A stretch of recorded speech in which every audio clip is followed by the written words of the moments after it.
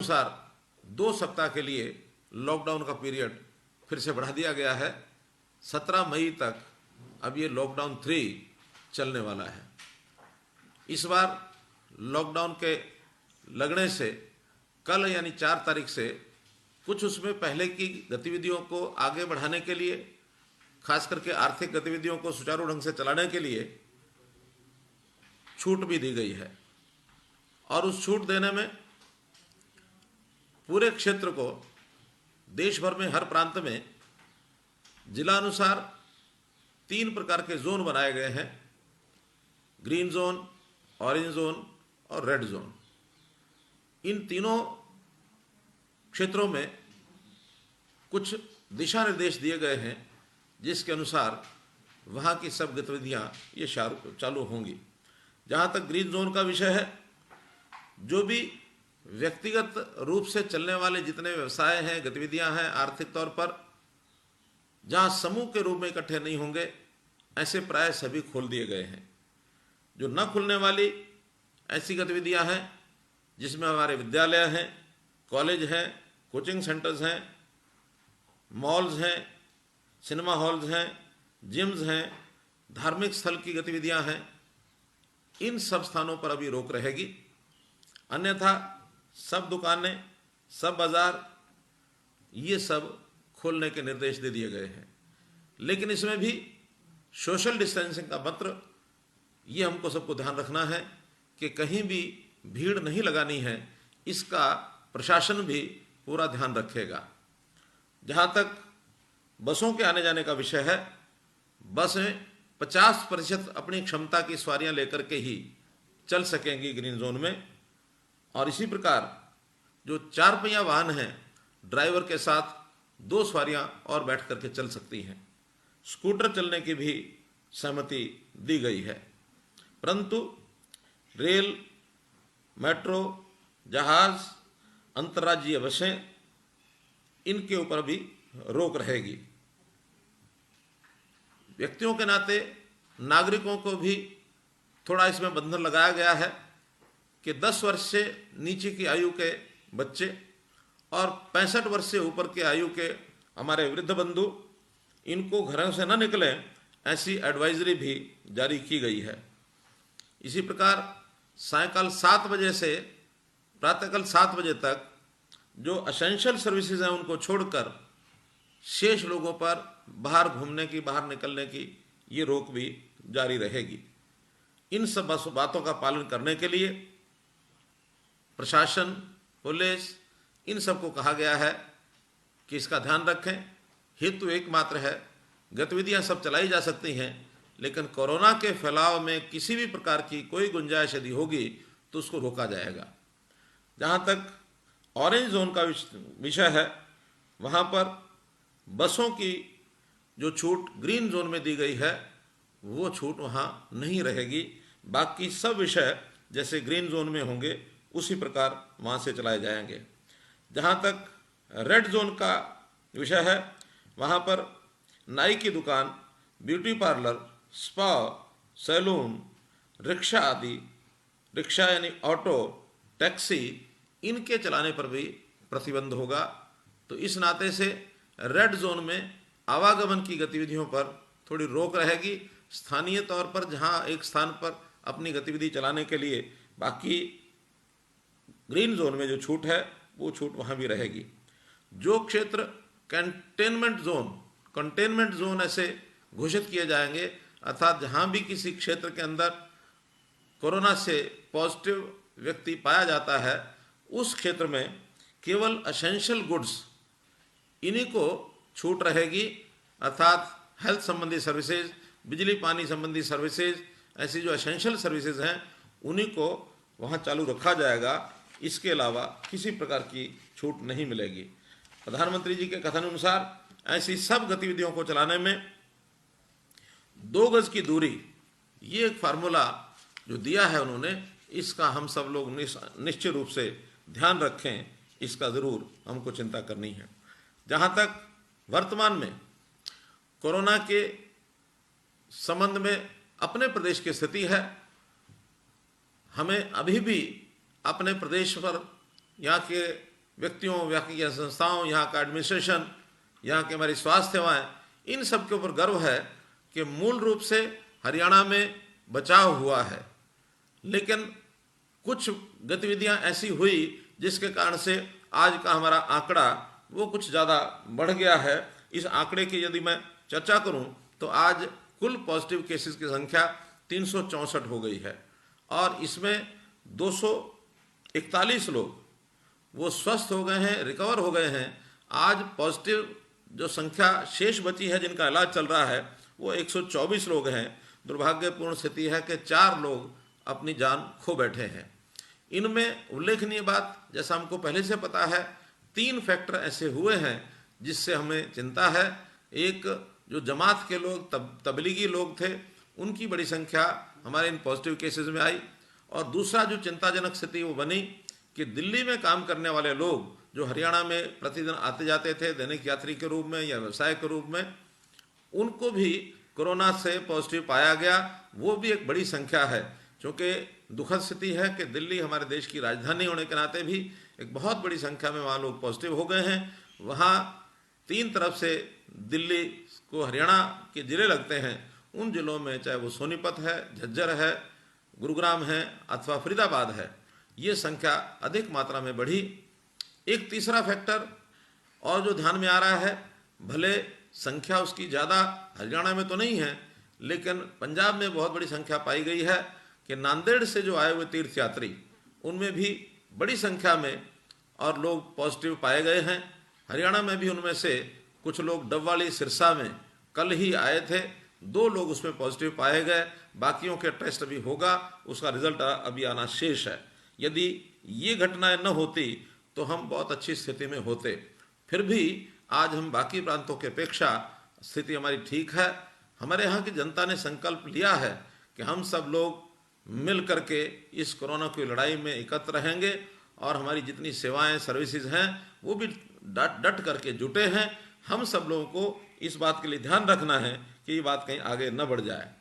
इस कोरोना के दौर में ही एक विषय, किसान का जो हर वर्ष का एक वार्षिक विषय होता है, उनकी प्रोक्योरमेंट का, मंडियों में जाने का, जिसको हमने सुचारू ढंग से, सरसों की खरीद 15 जुलाई से शुरू कराई थी, गेहूं की खरीद 20 जुलाई से शुरू हुई, 20 अप्रैल से शुरू हुई, 15 अप्रैल और 20 अप्रैल से, तब से दोनों फसलों की प्रोक्योरमेंट बहुत अच्छे प्रकार से चल रही है। वर्तमान में यदि आंकड़े देखे जाएंगे तो सरसों 4,02,000 मीट्रिक टन इसकी आवक हो चुकी है। इसी प्रकार गेहूं की आवक भी लगभग 44 लाख मीट्रिक टन ये हो चुकी है, जो कुल हमारी जो पैदावार है गेहूं की, उसका 60% से ऊपर हो चुका है। और भुगतान के नाते भी यदि मैं आंकड़े रखूं तो सरसों का भुगतान 450 करोड़ रुपए का हो चुका है और गेहूं का भुगतान 283 करोड़ रुपए का हो चुका है। और मैं समझता हूं कि हमने जो टारगेट तो अपना बहुत आगे का रखा था, 30 जून तक हम प्रोक्योरमेंट करेंगे, लेकिन मुझे लगता है जिस गति से प्रोक्योरमेंट हो रही है, शायद ये 15 और 20 मई तक हम इसको पूरा कर ही लेंगे, ऐसा मुझे इसका आभास हो रहा है। मैं एक विषय और आपके सामने रखना चाहूँगा और बहुत निसंकोच रखना चाहूँगा। वैसे तो ऐसे समय पर यह विषय न रखा जाता तो ज़्यादा अच्छा होता, लेकिन परिस्थितियाँ कुछ ऐसी बनी कि मुझे आपके सामने वो विषय रखना पड़ रहा है। अभी पिछले दिनों में जैसे हम देखते हैं कि कोरोना के समय में हमारी आर्थिक स्थिति प्रदेश की वो कोई बहुत अच्छी नहीं रही है। बहुत से हमारे जितने राजस्व की प्राप्तियां थी वो प्राय बंद हो गई थी, बंद हो गई हैं, वो नहीं, अभी भी कोई शुरू नहीं हुई है। चाहे उसमें जीएसटी है, वैट है, उसके अंदर स्टाम्प ड्यूटी है, एक्साइज है, जितने भी स्रोत हैं वो पिछले महीने में लगभग यानी बहुत कम परसेंटेज उसका आता रहा और हम इन 2 महीनों के अंदर 12,000 करोड़ रुपए के एक प्रकार से दबाव में आए हैं। हमने खर्चे करने के लिए भी जो आवश्यक खर्चे हैं वही किए और शेष खर्चे सारे बंद कर दिए गए हैं। बहुत से उसमें पग लिए गए हैं, आपको सबको बताया गया है। 2 दिन पहले कैबिनेट की मीटिंग के अंदर एक छोटे निर्णय हमने ज़रूर लिए और उसके अंदर बहुत कम छोटे निर्णय जिसको कह सकते हैं, उसमें एक हमने फीस बढ़ाई, एक हमने कर बढ़ाया, एक हमने किराया बढ़ाया। कितना? किराया मात्र 15 पैसे पर किलोमीटर, फीस मात्र जिसको कहना चाहिए कि 2% सब्जी के ऊपर, अर्थात एक व्यक्ति 10 रुपये किलो की अगर सब्जी लाता है तो 20 पैसे प्रति किलो की फीस उसकी बढ़ती है। और कर जो बढ़ाया वो भी हमने वैट के अंदर कर इतना नॉमिनल, जिसके कारण से सिर्फ 1 रुपया लीटर डीजल और 1 रुपया 10 पैसे लीटर पेट्रोल का खर्च बढ़ता है। एक मामूली कर जिसके अंदर ये कह सकता हूँ कि एक 70-80 करोड़ रुपए महीने का इसके अंदर एक सरकार को आमदन सब दृष्टि से होने वाली है। जबकि हमारा खर्च, महीने का खर्च जैसा हम देखते हैं कि 10,000 करोड़ रुपए से ऊपर का खर्च होता है। इतने कम वृद्धि का हेतु इतना ही मात्र था कि इन तीनों चीज़ों में थोड़ी थोड़ी वृद्धि होकर के और हम इनके काम को सुचारू रूप से चला सकें। लेकिन इतना करने के बाद हमारे कुछ विरोधी मित्रों ने, हमारे विपक्ष के मित्रों ने, खास करके उसमें कांग्रेस की हमारी अध्यक्ष शैलजा कुमारी और कांग्रेस के नेता रणदीप सुरजेवाला, इन्होंने उस विषय को जिस ढंग से आगे रखा है, बढ़ाया है, उसको सोच करके बहुत ही मन में कष्ट हुआ, ऐसा मैं कह सकता हूँ। क्योंकि इतने छोटे विषय के ऊपर इतना आगे बढ़ करके कहना, यानी मात्र 80-82 करोड़ रुपए महीने का खर्च 10,000 करोड़ रुपए के खर्च में से अगर हमने बढ़ाया है, और उन्होंने कहा कि जैसे बहुत कुछ जनता से लूट लिया गया हो। उदाहरण दिया कि 44,000 करोड़ रुपया 6 साल का वैट ये आखिर कहाँ गया। मेरा कहना है कि 44,000 करोड़ रुपए का ही क्यों बात करते हैं। वो बात करते तो फिर हम 6 साल के अंदर टोटल बजट तो हमने 5 लाख करोड़ रुपए का खर्च कर दिया, और 5 लाख करोड़ रुपए और 44,000 करोड़ रुपए की बात एक छोटे छोटे 10 पैसे, 20 पैसे के, 15 पैसे के खर्च के ऊपर वो तुलना करने लग गए। आखिर तो ये हिसाब किताब उनको लेने का किसी प्रकार का कोई औचित्य बनता नहीं है, क्योंकि हर वर्ष बजट का जितना भी प्रावधान होता है उसका हिसाब किताब विधानसभा में रखा जाता है। ये बजट 1 अप्रैल से 31 मार्च तक होता है। 31 मार्च को खजाना बंद करके उसके बाद 1 अप्रैल से नए सिरे से सब कुछ शुरू किया जाता है। ये महीना तो अभी नहीं हुआ, और जिस 1 महीने के बाद वो इस प्रकार के बड़े विषय खोलने लग गए हैं। क्योंकि इस छोटे विषय को लेकर के मुझे ऐसा लगता है कि जैसे उनका कहना तो ये है कि कोरोना के समय में जले पर नमक छिड़क रहे हैं, लेकिन जलन किसको हो रही है ये अगर मैं स्पष्ट रूप से कहूं तो इस समय कोरोना के समय के अंदर जिस प्रकार से हम लोगों ने चीज़ों को संभाला है, जनता जिस प्रकार से इन सारी बातों से संतुष्ट है, और सारे देश भर में हरियाणा की गतिविधियों को लेकर के सब लोग संतुष्टि व्यक्त कर रहे हैं। सब लोग कह रहे हैं कि हरियाणा ने बहुत अच्छे तरीके से इसको संभाला है। कहीं ऐसा तो नहीं ये सब बातें सुन करके हमारे मित्रों को ही जलन हो रही हो, यही जल रहे हों और इनको जलन हो रही है, और इनके जलन पर अगर ये समझते हो कि इनके जलन पर नमक छिड़क दिया गया है तो ये कोई बहुत अच्छी बात नहीं है। कृपया संतुष्टि व्यक्त करें। और ये समय ऐसा है, ये समय जो संकट के समय, एक आपत्ति के समय, इन छोटी बातों पर राजनीति करने की आवश्यकता नहीं है। ये समय होता है हम सबको मिल करके इकट्ठे होकर के आगे बढ़ना है।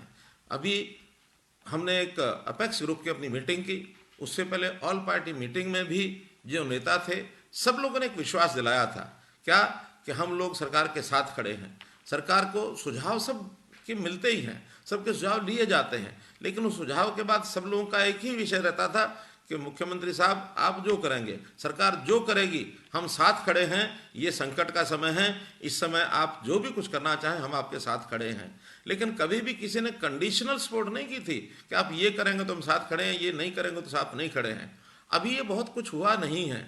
आगे हम अपेक्षा तो करते हैं, आशा करते हैं कि कोरोना से हमें मुक्ति मिल जाए, लेकिन मानो यदि कोरोना की लड़ाई लंबी चली तो हमको निर्णय बहुत कठोर भी लेने पड़ सकते हैं, और कठोर निर्णय लेने में जनहित में निर्णय लेते हैं।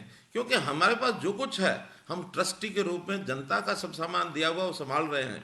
आज भी जो कुछ प्राप्त करेंगे वो जनता के लिए ही खर्च करेंगे, जनता से लेंगे तो जनता पर खर्च करेंगे, और इसमें हम लोगों ने जनता पर किया भी है खर्च। अगर पिछले महीने का मैं हिसाब आपको बताऊं तो हम लोगों ने जिस दिन ये टैक्स लगाए थे उसी दिन MSME अर्थात लघु उद्योग, उनके कर्मचारियों को, उनके मजदूरों को ठीक से तनख्वाह मिल जाए, उनके काम ठीक से शुरू हो जाए। हमने प्रति वर्कर 20,000 रुपये की 20,000 रुपये का लोन बैंक से वो अगर लेते हैं तो उसका 6 महीने का ब्याज ये सरकार देगी, जो लगभग 250 करोड़ रुपया बनता है। अर्थात 250 करोड़ रुपए की छूट तो उसी दिन हमने दी। हमने बिजली में फिक्स चार्जेस 25% तुरंत छोड़े और 75% चार्जेस को आगे के लिए डेफर कर दिया कि इसको दिसंबर तक भुगतान किया जा सकता है। आखिर हमने गरीब व्यक्ति, मजदूर व्यक्ति, उसके राशन की व्यवस्था, केंद्र सरकार ने भी राशन डबल किया, लेकिन जिन लोगों के पास राशन कार्ड नहीं थे ऐसे लाखों लोगों को भी 30 जून तक के राशन देने की कमिटमेंट हमने की, उनको राशन दे रहे हैं। हम लोगों ने इसी के साथ जो धनराशि पैसा जिनको चाहिए 1,000 रुपये प्रति सप्ताह, ऐसे 4,000 रुपये 5,000 रुपये लगभग 15 लाख लोगों को हम इस पिछले महीने में दे चुके हैं। आखिर इसके ऊपर भी कोई 500 करोड़ रुपए का हमारा खर्च हुआ है।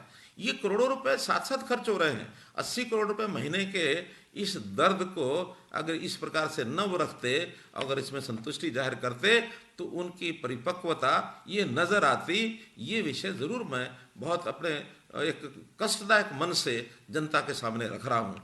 और मैं ऐसे लोगों के सामने ये भी प्रश्न करना चाहता हूँ कि इन चीज़ों का हिसाब मांगते हुए, जब हिसाब मांगते हैं तो मैं हिसाब की एक ही बात पूछता हूँ कि आखिर ये पैसा कहाँ जाता है। हमने तो अपनी सैलरी भी एक एक महीने की कम कर दी, 30% सैलरी अगले साल भर के लिए ये कम कर दी, 51 करोड़ रुपया DQ ये छोड़ दिया गया, पेंशनर्स ने पेंशन दी, लेकिन मालूम नहीं रणदीप सुरजेवाला जी, आज आप 1,68,000 रुपये पेंशन ले रहे हैं और 1,68,000 रुपये पेंशन आप ले रहे हैं। आपने मालूम नहीं सरकार के कोरोना रिलीफ फंड में कुछ योगदान किया कि नहीं किया, मालूम नहीं लाखों करोड़ों भोजन के पैकेट सामाजिक संस्थाएं सारे प्रदेश में जो कर रही हैं उनको भी आपने एक पैसा दिया कि नहीं दिया।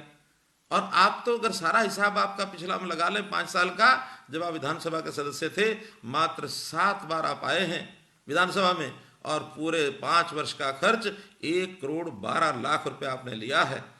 ये पैसा अगर आप हिसाब लेंगे तो मैं पहला हिसाब का मुद्दा, पहला जो पॉइंट है इसी को रखूंगा कि 7 बार विधानसभा में आने के बाद 1,12,00,000 रुपये आप ले गए और आप कहते हैं कि हमको ये हिसाब चाहिए। हिसाब अगर शुरू करेंगे तो बहुत जगह से शुरू किया जा सकता है।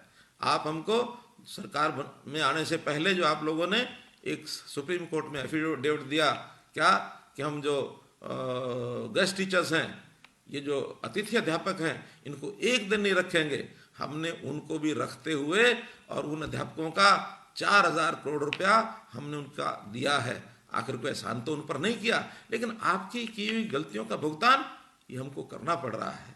इसलिए मित्रों, ये हिसाब किताब मांगेंगे तो आपको बहुत हिसाब सोच करके रखना पड़ेगा। तो हम लोग इसको नहीं चाहेंगे, इन चीज़ों को आगे बढ़ाएं। आप ज़रूर इसका ध्यान रखें। मैं एक विषय पर और ध्यान कराना चाहता हूँ सब लोगों का कि अभी हमारे प्रदेश के बहुत से प्रवासी मजदूर, अप्रवासी मजदूर जो यहाँ काम कर रहे हैं, पिछले दिनों में उनके काम छूट गए। हम लोगों ने आग्रह किया उद्योग को, औद्योगिक इकाइयों ने उनके 1 महीने की 2 महीने की सैलरी उनको देते रहे, लेकिन अब उद्योग शुरू हो गए हैं। उद्योगों को सबको खोल दिया गया है, जितने बचे हैं वो भी कल से खुल जाएंगे। तो मैं सबसे पहले तो ऐसे जो हमारे मजदूर भाई हैं उनसे अपील करता हूं कि हमारा रोजगार स्थिर रोजगार है, इसको छोड़कर हम अपने घरों को वापस न लौटें। हो सकता है आपको 1-2 वर्ष घर गए हुए हो गए होंगे, घर की याद सताती होगी, परिवार का दबाव पड़ता होगा, लेकिन ऐसे संकट के समय आपको यहीं कोई तकलीफ कठिनाई नहीं आने देंगे। आपका रोजगार भी सुरक्षित रहे, आपको आमदनी भी पूरी हो जाए। यदि घर जाने की आवश्यकता हो तो कुछ समय बाद भी जाया जा सकता है। फिर भी जिन लोगों की कोई कठिनाई है या यहाँ जो यात्री घूमने के लिए आए थे, चाहे वो तीर्थ यात्री हों चाहे वो पर्यटक हों, उन लोगों को यदि वापस जाने में कठिनाई आ रही होगी, उनके सबके नाम नंबर लेकर हम उनको वापस भेजने की समुचित व्यवस्था करेंगे। और बाहर के प्रदेशों में भी अगर हमारे हरियाणा के लोग गए हैं उनको भी सुरक्षित हम लेकर के आएंगे। इनकी जानकारियां, सूचनाएं आप सब लोग अपने अपने जिलाधीश, अपने अपने उपायुक्त महोदय, उनको सबको आप पहुंचा दें। इनकी सबकी व्यवस्था करेंगे, इसमें किसी प्रकार की कठिनाई नहीं आने देंगे। अब अंत में मैं अपील एक आपको करना चाहता हूं कि इस समय पिछले दिनों में चिकित्सा की दृष्टि से भी एक कठिन दौर निकला है, क्योंकि बहुत से डॉक्टर्स, बहुत से हॉस्पिटल्स कोविड स्पेशल जो हॉस्पिटल्स हैं या कोविड की चिकित्सा के नाते ड्यूटी पर लगाए गए हैं। सामान्य जो रोगी हैं उनकी चाहे ओपीडी है, चाहे उनके रोगों की चिकित्सा है, उसमें कुछ कठिनाई आई है। और कई जगह पर हमको ध्यान में आया है कि खून के जो ब्लड बैंक हैं उनमें कमी आई है। अभी कुछ संस्थाओं ने अपने ब्लड बैंक को दोबारा से शुरू किया है और एक खून का, ब्लड का जो डोनेशन है उसके नाते से वो आगे आए हैं। इस अवसर पर क्योंकि जो